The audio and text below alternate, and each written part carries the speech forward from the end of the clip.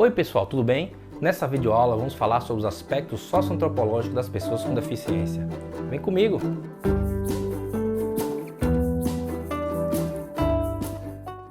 Inicialmente é importante trazermos alguns elementos referentes a nomenclaturas para designar as pessoas com deficiência. Durante a história, vários nomes como aleijado, débil, mongol, surdo-mudo, entre outros, foram utilizados.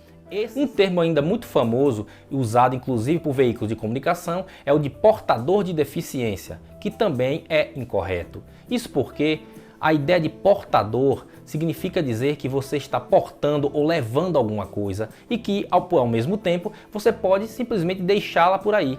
Uma pessoa com deficiência ela não pode deixar a sua deficiência num canto. Então, atualmente, o termo mais correto é pessoa com deficiência. Pessoa com deficiência auditiva, pessoa com deficiência visual, pessoa com deficiência física. Entretanto, alguns termos tradicionais, por exemplo, cego e surdo, ainda são utilizados por muitas dessas pessoas com deficiência. Os surdos, por exemplo, ainda incluem esse nome para diferenciar daqueles com deficiência auditiva. Para algumas pessoas, o surdo é aquela pessoa que sabe a Libras, aquela pessoa que está inserida dentro de uma cultura e que não se considera uma pessoa com deficiência, porque ela pode manter uma comunicação. No caso da pessoa com deficiência auditiva, ela tenta se inserir na condição mais próxima de normalidade, se é que existe essa tal normalidade. Mas ela se utiliza de ferramentas como aparelhos de audição, tratamento com fonoaudiólogo para tentar oralizar, para tentar falar. Aliás, um termo antigo que ainda hoje algumas pessoas acabam repetindo é o termo surdo-mudo. E surdo-mudo não existe. Uma pessoa surda, ela pode falar, mas ela não sabe. Mas as cordas vocais dela estão preservadas e não há nenhuma relação com a audição. Nesse caso, uma pessoa surda não consegue falar simplesmente porque, quando na infância, é muito comum as crianças aprenderem a falar ouvindo adultos, ouvindo os pais, os avós e repetindo aquelas palavras. Então ela consegue transformar o grunhido em sílabas, essas sílabas em palavras e as palavras em alguma coisa como água, casa. E assim vamos construindo a nossa linguagem e assim vamos aprendendo o nosso idioma cultural. No caso do Brasil, o português. Se eu estivesse nos Estados Unidos, inglês. Do ponto de vista demográfico, segundo a ONU, estima-se que existam cerca de 600 milhões de pessoas com deficiência no mundo.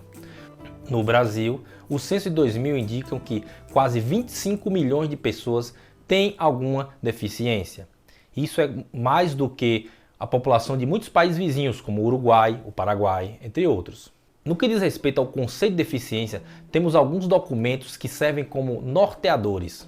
Um deles é a Convenção da Guatemala, que conceitua deficiência como sendo restrição física, mental ou sensorial, permanente ou temporária, que restringe a capacidade de exercer as atividades da vida diária. Por que temporária? Uma pessoa que quebrou a perna, que acabou de fazer uma cirurgia, que precisa usar muletas, que precisa usar uma cadeira de rodas, ela tem uma limitação física temporária, de acordo com o conceito presente no documento da Convenção sobre os Direitos da Pessoa com Deficiência.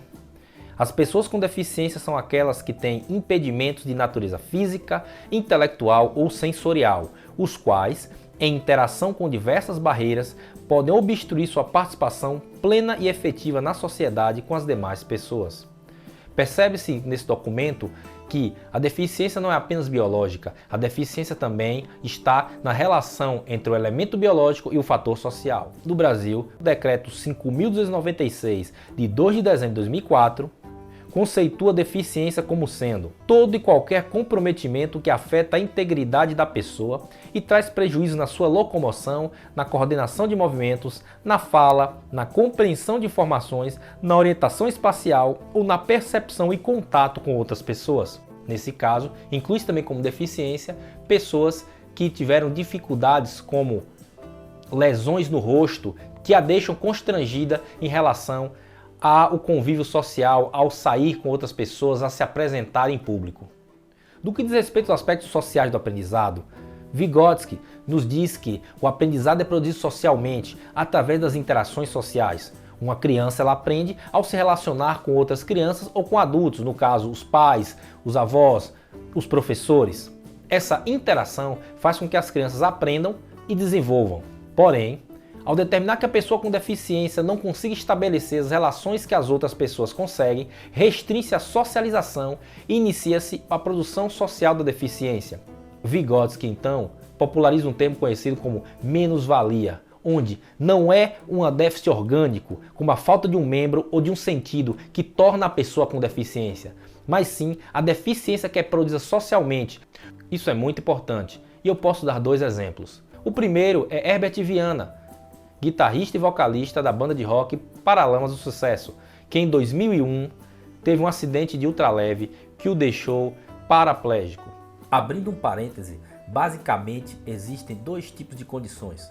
A tetraplegia, quando a pessoa não consegue mover os 4 membros, e a paraplegia, quando geralmente ela consegue mover os 2 membros superiores. Fecha parênteses. Herbert Viana, por ser um músico famoso, ele tem condições materiais e financeiras para garantir fisioterapeuta, atendimento médico, carros adaptados. Inclusive, ele conseguiu voltar à sua rotina de shows. Por ser um músico bem-sucedido, Herbert Viana conseguiu contornar um pouco as limitações inerentes à deficiência. Por exemplo, os efeitos da guitarra, que são produzidos por um equipamento que fica no chão em que ele usava os pés para mudar os efeitos, ele adaptou e consegue usar as mãos. Isso significa que Herbert conseguiu minimizar os efeitos biológicos da sua deficiência. Agora imaginemos o seguinte, que uma pessoa que não tem a condição financeira de Herbert tenha tido uma lesão biologicamente no mesmo local em que Herbert teve a lesão dele no acidente do ultraleve. Ela vive num bairro sem saneamento básico, que não tem ônibus adaptado, nem nenhum transporte adaptado que possa levá-la até os médicos, até os hospitais, até as clínicas de fisioterapia. Será que neste caso a deficiência de Herbert e a deficiência dessa pessoa são iguais? Mesmo que biologicamente iguais, a condição social da deficiência faz a diferença. E para deixar mais claro, vamos ao nosso segundo exemplo. Imaginemos uma sociedade, um país, em que todas as pessoas têm nanismo, ou seja, são anões. Todos eles, famílias inteiras. Como seriam as casas? Como seria a estrutura física dessa sociedade? Tudo mais baixo, casas com telhados mais baixos, móveis mais baixos. Tudo isso seria adaptado às pessoas daquela sociedade. Porém, imaginemos que numa família nascesse uma criança e que quando essa criança tivesse a idade adulta, 17, 18, 19 anos, ela tivesse 1,85 m. Bem, 1,85 m para os padrões atuais não é considerado tão alto. Eu acho que ele nem jogaria na NBA.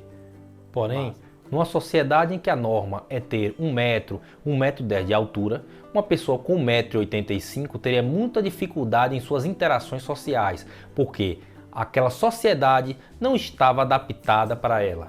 Então, não é a falta de uma perna que faz a pessoa sofrer as consequências da deficiência, mas sim não haver ônibus adaptado para as pessoas que ao invés de ter 2 pernas, tem uma.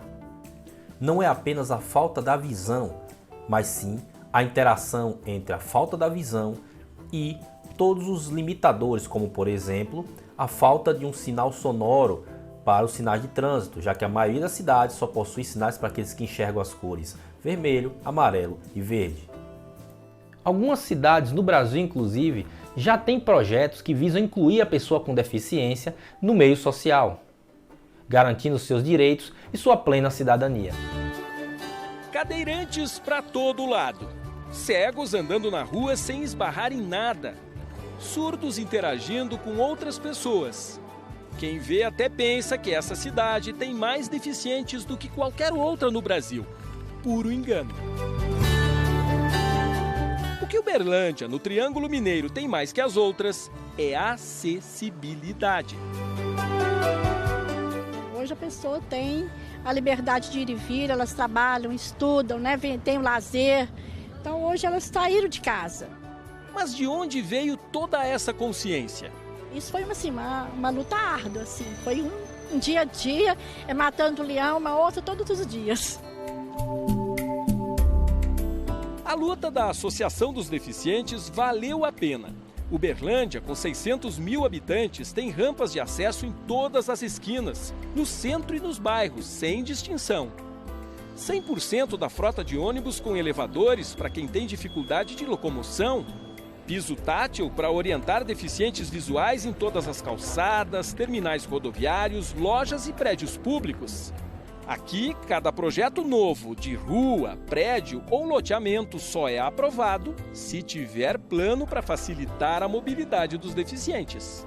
Esse programa de acessibilidade já existe aqui em Uberlândia há 20 anos e vai muito além da infraestrutura. É um exercício diário de cidadania que começa nas escolas municipais, onde desde cedo alunos e professores aprendem a conviver com as diferenças. Linguagem de sinais para quem é surdo poder acompanhar a aula. Máquina de braille para quem é cego poder anotar tudo. Rampas para alunos cadeirantes e usuários de muletas. E carinho, muito carinho. A Ana Júlia, assim, ela nos surpreendeu, né? Porque ela é bem inteligente, bem esperta. E está sendo super fácil, assim, ela está aprendendo, já está começando a ler, a escrever, adora vir para a escola, adora estudar. Então percebam que o elemento social é tão ou mais preponderante que o elemento biológico, no que diz respeito à pessoa com deficiência e o seu meio social. Dessa forma, o grau de dificuldade para a interação social é que vai definir quem é ou não uma pessoa com deficiência. Essa situação, inclusive, gera uma série de equívocos. Por exemplo, achar que o contrário de deficiência é eficiência. Não, o contrário de eficiência é ineficiência. Por quê? Deficiência é relacionada à falta.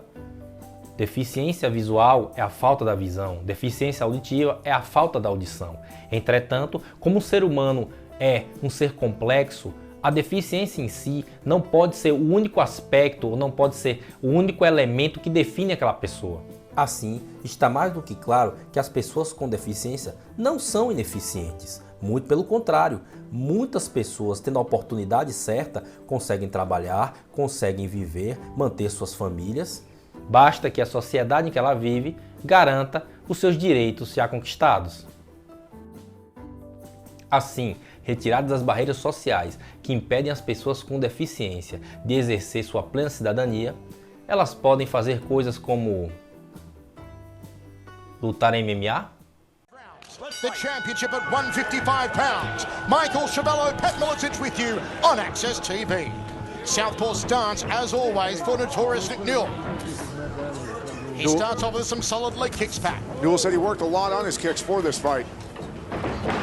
Newell trying to muscle his way and get Eric Reynolds onto his back. There's a high left round kick from Nick Newell. Overhand right from Newell, and Reynolds fires back with a right hand of his own. High left round kick from Newell. Nice exchange there against the cage. Reynolds is setting that right hand. Newell tries to catch the kicking leg. Trying to lock onto his arm there. Got it locked. See what he does with it. Oh, suplex! Oh, it's a back suplex there from Nick Newell and takes the back of Eric Reynolds. This is where he needs to keep Reynolds. He's got that hook in one end. Now he's got the other one in. Let's see what he can do with it. This is danger for Reynolds. This is where Nick Newell is so good. There's the arm under the chin now. The hooks are in for notorious Nick Newell. Is he on his way to a world championship? This is where it's an advantage because he can't get hand control on that shorter arm. He's pulling down on the gloved hand, but that's already trapped. Reynolds in trouble. Reynolds taps out. It's good night, Irene. The fairy tale comes true. Quem sabe pular de bungee jumping?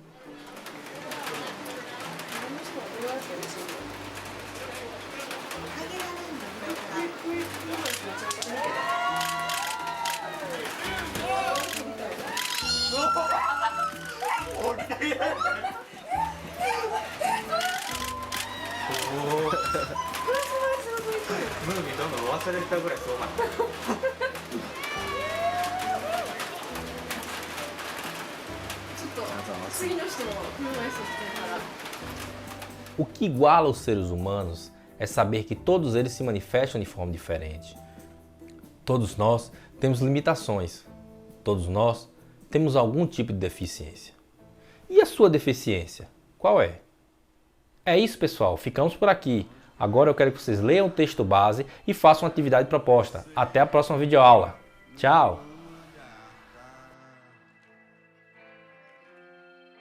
Aonde quer que eu vá, aonde quer